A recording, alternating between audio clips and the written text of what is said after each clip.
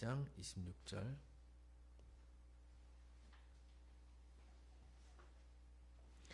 영혼 없는 몸이 죽은 것 같이 행함이 없는 믿음은 죽은 것이니라. 아멘. 제가 침신대 다닐 때의 일이었습니다. 사실 신학생이라 그래서 성경에 아직 그 배움이 온전치 않기 때문에 성경에 있는 내용들을 다 아는 것은 아니지만 조금 아는 것으로 때로는 농담을 하고 때로는 잘난치 하면서 그렇게 지내던 그런 기억들이 있습니다. 사실 그게 옳지는 않다라고 생각이 됩니다. 근데 신학생들의 그 유희가 그런 것일지도 모르겠습니다. 그래서 종종 성경 말씀을 가지고 농담들을 할 때가 많습니다. 옆에서 막 시끄럽게 떠들거나 아니면은 그 어떤 이야기를 할 때 좀 듣기 싫은 이야기들을 막 하고 그러면은 갑자기 그럽니다. 너희는 잠잠하라 막 이래요. 물론 이제 그 말씀이 그런 뜻은 아니지만 그러면서 좀 조용히 해라 뭐 그런 것이죠. 한 번은 저희가 이제 새벽기도 끝나면은 신학생들 별로 할 일이 없으니까 아침에 체력 단련 겸 축구를 할 때가 굉장히 많았습니다. 기숙사에 살면서. 근데 그 주말이 되면은 이제 금요일 새벽이나 이럴 때가 되면은 일찍 수업을 마치고 집으로 가는 그 학생들이 많았기 때문에 주말이 되면 이렇게 축구 인원이 좀 안 나올 때가 있어요. 기숙사에 있는 전체 인원이 두 팀보다 조금 몇 명 더 많았던 어떤 그런 날에 나가봤더니 두 팀이 안 나왔나 봐요. 저도 그때 그 기숙사에서 다시 이제 자리에 누웠는데 갑자기 방송을 통해서 그런 멘트가 나옵니다. 오늘 아침 축구하러 나오지 않는 분은 저와 아무런 상관이 없습니다. 이게 신학교에서 하면 빵빵 터지는 유머인데 이게 무슨 말이냐면은 그 예수님께서 발을 씻어주려고 하실 때 베드로가 제 발을 씻을 수 없습니다. 그러니까 예수님께서 내가 너의 발을 씻지 않으면 너와 나는 아무런 상관이 없다 하신 말씀을 응용을 해서 오늘 축구하러 하러 나오지 않으면 저랑 아무런 상관이 없습니다. 말을 농담을 하는 거예요. 근데 이제 이게 좀 이런 것들이 과해지면은 이제 우리가 실수를 할 때가 있어요. 대표적인 실수가 이런 겁니다. 신학교 다니면서 종종 학생들이 그 채플에 빠지거나 채플이란 게 이제 신학교의 주중에 낮에 하는 예배를 이야기합니다. 아니면 수요 예배를 빠지거나 그럴 때가 있어요. 근데 수요 예배가 학교에서 드리는 수요 예배가 있고 근처 어디 다른 교회로 가서 수요 예배를 드릴 때가 있는데 안 드리고 이렇게 오면 너 오늘 예배 안 드렸지? 누가 이제 그럴 때가 있어요. 그럼 어떤 학생들은 나 그 예배 드렸어. 어디 교회 갔어? 그럼 내 마음 침례 교회 갔어. 이게 무슨 말이냐면 내 마음 속에 있는 교회 갔다는 거예요. 교회 안 갔다는 거죠. 물론 잘못된 행동입니다. 어떤 말을 하면서 억지 주장을 할 때가 있어요. 근데 가끔 그게 우리 믿음과 관련이 있을 때 대체 그런 말이 어디 있니? 그러면 한다는 말이 마태복음, 마가복음, 누가복음, 요한복음이 아니라 내가 복음에 있다고. 다섯 번째 복음을 자기 마음대로 만들기도 합니다. 문제는 무엇이냐면 세상에는 방금 말씀드린 것처럼 5개의 복음서가 있습니다. 마태, 마가, 누가, 요한 그리고 내가 복음이 있어요. 그런데 앞에 4개는 하나님께서 주신 말씀이고 내가 복음은 내가 만들어낸 하나님의 말씀이 아닌 내가 지어낸 말씀인데 참 안타까운 사실은 뭐냐면 우리는 많은 사람들이 많은 믿는 자들이 앞에 4개의 진짜 복음서는 잘 읽지 않지만 내가 복음은 참 열심히 읽고 있습니다. 이게 무슨 말입니까? 내가 내 마음대로 행동하는 일에 더 집중을 한다 그런 이야기입니다. 이런 말이요 우리를 굉장히 무겁게 하면서 우리가 어떻게 나아가야 되나 사실은 이 말은요 우리를 책망하고 그러니까 우리를 질책하는 말이라기보다는 우리가 좀 더 하나님의 뜻대로 나아갈 수 있는 길을 제시하는 길이기도 합니다. 그게 무슨 말이냐면 지금까지 내가 복음을 읽고 내 마음대로 행동하던 내 삶을 조금 전환해서 하나님의 말씀을 읽고 그 말씀대로 우리가 따라 살아갈 때에 우리의 삶은 하나님께 온전히 드려지는 귀한 삶이 될 수 있다라는 것입니다. 우리는 예수 그리스도를 믿음으로 은혜로 구원을 받습니다. 에베소서 2장 8절 9절 우리가 읽은 앞에 말씀을 보면은요. 너희가 만일 성경에 기록된 대로 네 이웃 사랑하기를 내 몸과 같이 하라 하신 최고의 법을 지키면 잘하는 것이거니와 만일 너희가 사람을 차별하여 대하면 죄를 짓는 것이니 율법이 너희를 범법자로 정죄하리라. 예수님께서 율법을 크게 나누면서 이 사랑에 대해서 말씀하셨죠. 하나님을 사랑하고 이웃을 사랑하라 그렇게 말씀하셨고 십계명도 그 두 가지로 크게 분류할 수가 있습니다. 그런데 성경에 기록된 이 큰 진리, 내 이웃을 사랑하기를 내 몸같이 내 몸처럼 이웃을 사랑하라는 그 말씀을 지키고 살라는 것이지요. 차별하지 말라고 써 있습니다. 근데 우리 이 말씀 잘 지키나요? 남을 사랑하되 내 몸처럼 누가 사랑합니까?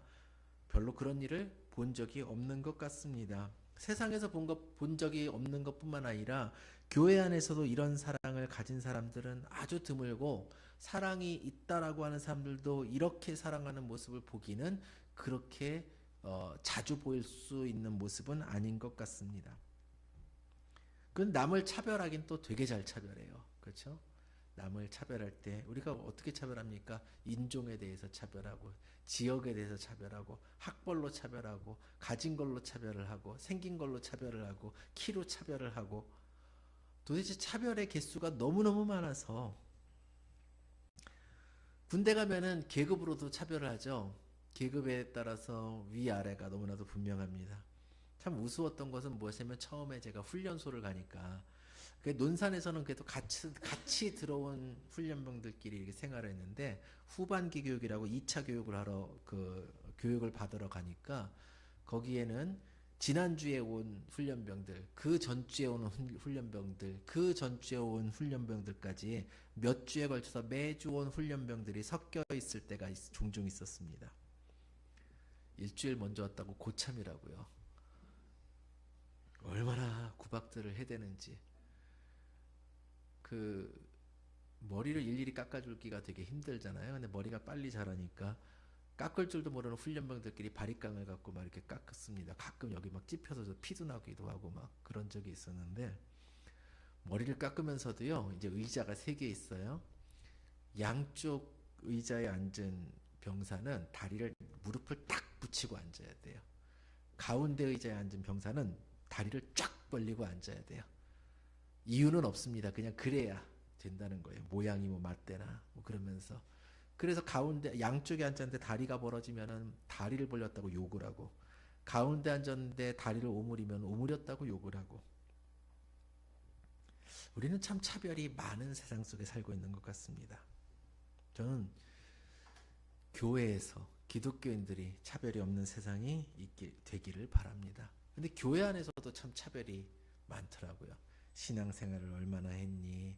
누구는 집사고 누구는 권사고 누구는 장로고 누구는 사역자고 담임 목사 따로 부목사 따로 전도사 따로 뭐 따로 하나님께서 그 모습을 보시면서 칭찬을 하실지 한심하다고 하실지 우리는 잘 생각을 해봐야 됩니다. 어릴 때 초등학교 때 저희 반에서 이렇게 친구들끼리인데 뭔가 누구는 대장이고 누구는 뭐고 계급져서 그 안에서 그런 질서 속에서 막 생활하던 친구들이 있었는데 그때도 마음에 안 들었지만 잘하고 보니까 참 저까지 깨물하고 한심하다는 생각들이 종종 들 때가 있었습니다. 아까 군대에서의 그런 모습도 어쩌면 그런 모습일지 모릅니다. 그런데요. 교회 안에서 이런 모습으로 우리들이 살아갈 때에 하나님께서 이 모습을 보시면서 아니 우리가 주님 곁으로 나중에 갔을 때 이 모습이 거룩하고 진리에 해당하는 아름다운 모습일지 한심한 모습일지 우리는 한번 잘 생각해 봤으면 좋겠습니다. 중요한 것은 무엇이냐면 구원을 받은 우리의 삶은 하나님이 원하시는 하나님의 뜻대로의 삶이 반드시 되어야만 합니다. 하나님의 뜻대로의 삶. 에베소서 2장 10절에서 우리가 지음받은 이유는 우리가 창조된 이유는 우리가 생명을 얻은 이유는 예수 그리스도 안에서 선한 일을 위해서 지으심을 받았다라고 분명히 이야기를 합니다. 로마서 16장 19절 말씀은 선한 데는 지혜롭고 악한 데는 미련하라고 이야기를 합니다. 우리가 구원받은 삶은 그냥 구원받은 그 상태의 삶으로 멈춰서 화석화된 삶이 아니라 우리의 삶으로서 하루하루 생장하여서 날마다 자라가여서 열매를 맺어야 되는 그런 삶이라는 것입니다. 그렇기 때문에 제가 늘 강조하는 것처럼 복음이라는 것은 내가 귀로 듣고 머리로 동의하고 지식적인 동의로 끝나는 것이 아니라는 것입니다. 우리 삶의 현장에서 살아서 움직이는 신앙이 되어야만 합니다. 저는 우리 교회가 우리 삶 속에서 이 믿음을 실천하고 나눌 수 있는 교회가 되기를 바랍니다. 이것은 우리 리버티 교회 사람들이 세상 사람들이 볼 때 저 교회 사람들은 참 착해. 저 교회 사람들은 정말 도덕적이야. 이런 무슨 도덕적인 재무장을 하자는 이야기가 아닙니다. 우리 안에 예수님께서 구원을 허락하시고 십자가의 복음을 허락하셨는데 그것이 살아있는 복음인지 생명력이 있는지 우리 스스로 확증하고 세상에 흘려보내기 위한 몸부림을 쳐보자라는 이야기를 하고 있는 것입니다. 있다라는 것은 움직인다라는 것을 이야기합니다. 세상의 모든 살아있는 것은 조금씩이라도 움직이죠. 이 움직임과 움직이지 않는 것은 굉장히 큰 차이가 있어요. 어떤 생물들은 거의 움직이지를 않고 살아가는 생물들이 있습니다. 그런데 아주 밀착해서 우리가 흔히 말하는 초고속 카메라로 찍고 관찰을 해보고 하다 보면은요, 초저속 카메라인가요? 관찰을 하다 보면은 아주 미세하게나마 그런 것들이 움직이고요. 식물들은 자라지 않는 것 같지만 1년 동안을 아주 드물게 찍는 그 카메라로 찍은 한 장 한 장을 이어붙여서 돌려보면은 굉장히 가쁘게 자라나는 모습을 볼 수도 있습니다. 고체와 액체도 굉장히 차이가 있는데요. 고체는 결코 그 모양이 변하지 않아야 되고요. 액체는 모양이 변합니다. 흘러요. 그래서 호중가에 가면은 세계에서 가장 제 표현으로는 찐득한 그런 액체가 있는데 이게 원래는 고체인 줄 알았는데 굉장히 오래전에 한 과학자가 이것이 고체가 아니라 액체라는 것을 발표한 거예요. 그래서 이렇게 그 병 같은 데다가 그걸 담아놓고 밑에다 구멍을 뚫어놨습니다. 이 액체가 아주 조금씩 떨어지는데 10년, 20년에 간신히 한 방울이 떨어지는 거예요. 지금까지 한 3방울 떨어졌다 그럽니다. 50년도 넘었는데. 그런데 참 안타깝게도 그 과학자가 죽기 전에 떨어지는 장면을 기어코 관찰하려고 그랬는데 잠깐 눈 돌렸을 때 한 방울 떨어졌고 카메라로 찍으려고 했는데 잠깐 정전됐을 때 하필이면 떨어졌고 이래서 지금까지 3방울 떨어졌는데 아무도 본 사람이 없다는 거예요. 떨어진 순간을. 그런데 액체라는 것입니다. 우리의 삶이요. 어떻게 보면은 마치 그런 것처럼 변화가 없는 것처럼 보일 수가 있어요. 내가 크리스찬이 됐는데 나는 하나님이 원하시는 모습으로 막 바뀌어가지 않는 것처럼 보일 수가 있어요. 그런데 언젠가 우리가 하나님 앞에 섰을 그때에 내 삶이 분명하게 변화되었음을, 그런데 그것이 내 힘으로가 아니라 내가 주님께 나아가는 그 순간에 변화되었음을, 변화되어가고 있음을 우리들이 알 수 있어야만 됩니다. 그런데 하나님 앞에 갔는데 내 삶이 예수 믿기 전이나 믿을 때나 나중에 하나님 앞에 갔을 때나 고체처럼 꽉 고정되어서 아무런 움직임조차 없다라면 하나님은 우리를 살아있는 생명이라고 부르지 않으실 수가 있다는 거예요. 우리의 삶을 통해서 우리의 믿음이요 나타나야 돼요. 그게 살아있는 믿음이라는 것입니다. 그래서 14절에서 16절에 이런 말씀이 있습니다. 내 형제들아, 만일 사람이 믿음이 있노라 하고 행함이 없으면 무슨 유익이 있으리요? 그 믿음이 능히 자기를 구원하겠느냐? 만일 형제나 자매가 헐벗고 일용할 양식이 없는데 너희 중에 누구든지 그에게 이르되 평안히 가라, 덥게 하라, 배부르게 하라 하며 그 몸에 쓸 것을 주지 아니하면 무슨 유익이 있으리요?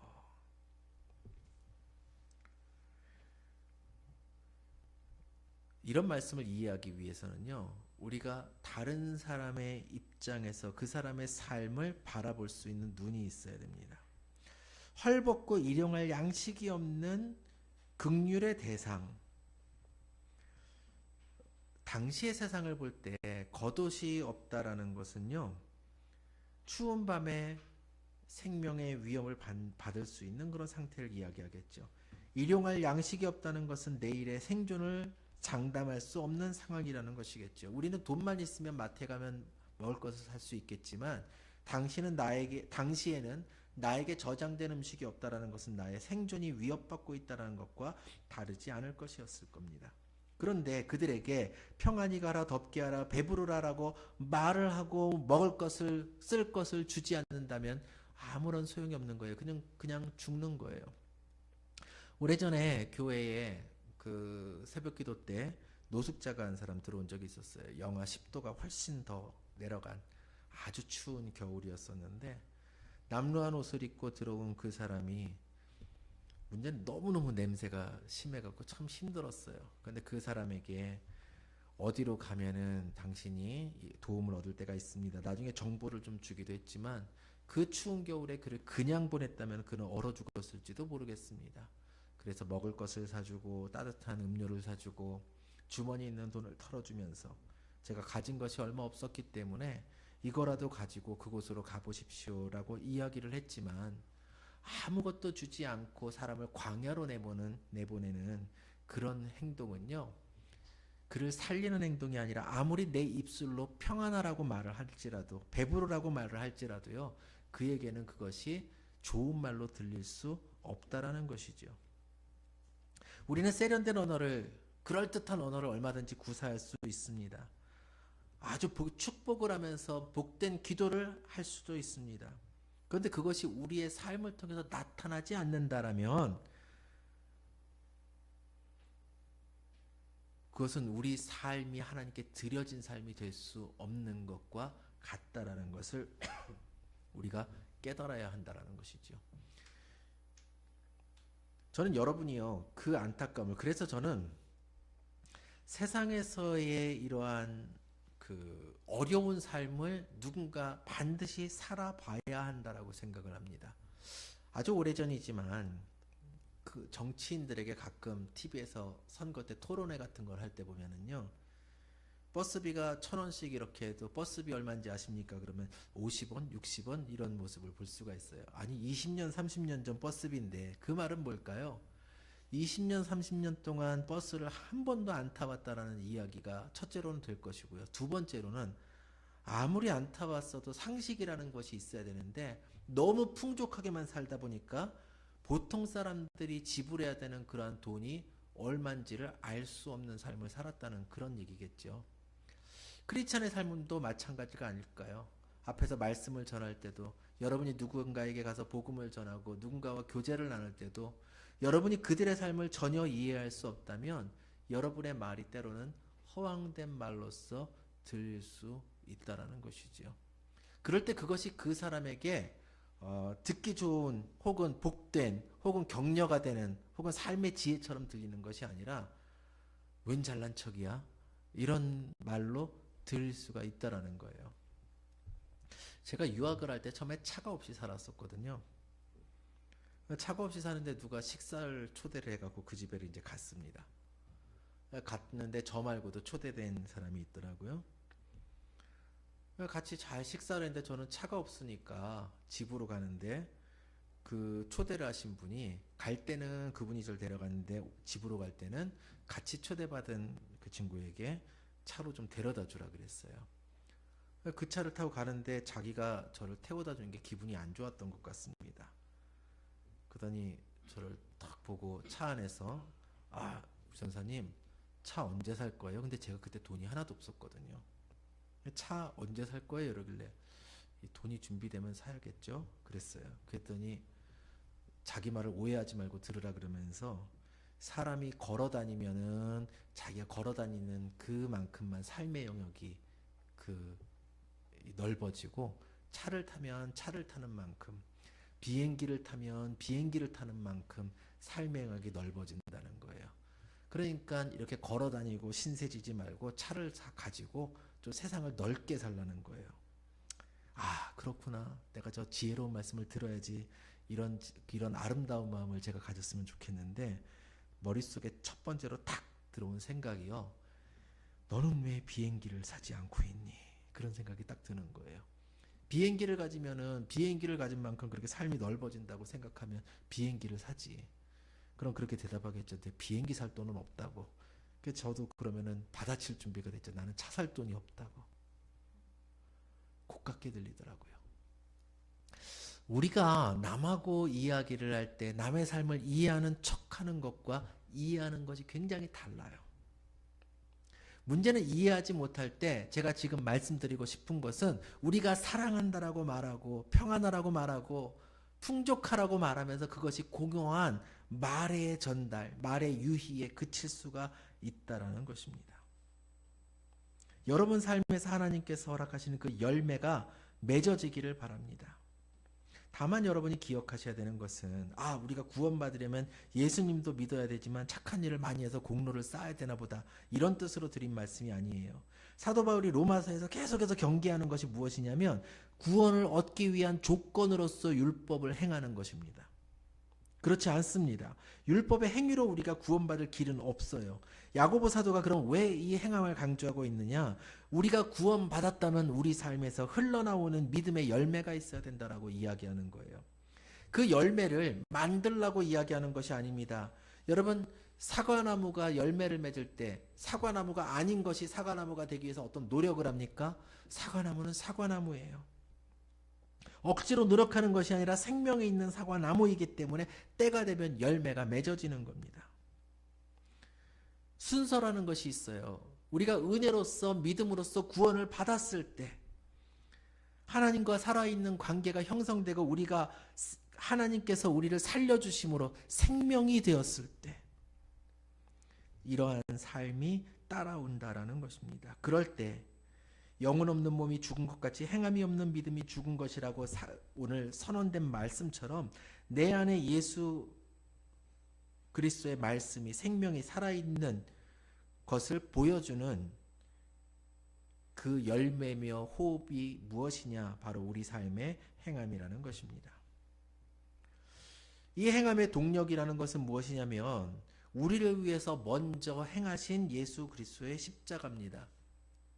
예수님께서 하늘에서 하나님의 아들로서 너희는 이제 평안해라, 너희는 자유해라, 너희는 구원받아라, 그냥 말로 명령을 하신 것이 아니에요. 이 땅의 가장 낮은 곳으로 오셔서 이 땅에서 정말 고난을 받으시고 큰 어려움을 겪으시며 사람들의 손가락질과 조롱을 받지 않아도 되는 분이 받으시며 그리고 참으시며 그 오래 참으심으로 우리를 사랑하심을 증거하시고 고난받으심으로 우리 죄를 용서하시고 십자가를 져서 죽으심으로 우리 죄를 소멸시키시고 그리고 부활하심으로 우리에게 소망을 주셨다라는 거예요. 그러므로 예수님께서 예수님의 그 하늘의 보좌와 하나님으로서의 삶보다 우리와 같은 삶으로 내려오셔서 우리를 바라보신 것처럼 예수님의 그 위대하신 행함처럼 여러분의 삶을 예수님 닮은 삶으로 만들어 가시길 바랍니다. 그러기 위해서 우리가 기억해야 하는 한 단어가 있습니다.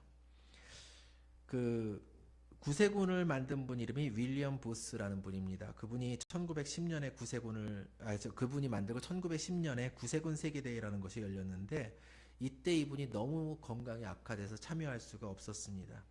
그리고 그가 그 당시에 이제 전보 여러분 뭔지 아세요? 요즘 세대는 모를 수도 있지만 이렇게 그 우리가 아는 모스부호라는 걸로 이렇게 따닥따닥 하면서 신호를 보내는 겁니다. 그걸로 딱 한 개의 단어를 보냈는데 그 영어로 others, 그러니까 다른 사람이라는 것에 대한 단어를 보냈습니다. 그게 무슨 말이냐면 나 자신을 바라보지 말고 우리의 눈을 다른 사람으로 돌려서 보라, 그런 이야기입니다. 우리에게 주님께서 손을 내미셨을 때 내가 열심히 행해서 받을 만한 자격이 있어서 선해서 주님께서 우리에게 오신 것이 아니라 로마서 5장 8절의 말씀처럼 우리가 아직 죄인 되었을 때에 바로 그때에 주님께서 우리를 위해 죽으심으로 우리에 대한 사랑을 확증하셨다라고 성경은 말씀합니다. 그렇기 때문에 우리는 주님께 도저히 갚을 수 없는 압도적인 빚을 진 자가 되었습니다. 왜요? 우리는 받을 수 없는 바로 그때에, 죄인 되었을 때에, 자격이 없을 때에 주님께서 우리를 위해서 죽으셨기 때문인 것입니다. 그럼 우리가 드리는 찬양은, 우리가 구원에 대한 우리의 반응은, 우리의 모든 것은 하나님의 그 전적인 은혜에 대한 감사함으로, 그 기쁨으로 하나님께 드리고 나아가는 것이 되는 것입니다. 그러므로 결론적으로 여러분에게 드리는 말씀은, 이제 오늘부터 시작되는 이 한 주간 동안 여러분들의 발걸음이 어디로 향하며 여러분의 삶이 어떻게 행해지겠느냐라는 것입니다. 저는 여러분에게 거창하고 대단한 희생을 하라고 이야기하는 적이 없습니다. 다만 여러분의 삶에서 작은 실천들을 해나갈 수 있기를 바랍니다. 내일 출근했을 때 따뜻한 커피 한 잔을 동료에게 줄 수 있는 그런 마음을 가지시길 바랍니다. 지하철이나 버스를 탈 때 조금 불편한 사람을 볼 때, 급해 보이는 사람을 볼 때 내 앞에 자리를 한번 양보할 수 있기를 바랍니다. 누가 알아주지 않더라도요. 지친 사람에게 위로의 한마디를 해주시길 바랍니다. 나를 생각하기보다 남을 좀 더 생각해 보시길 바랍니다.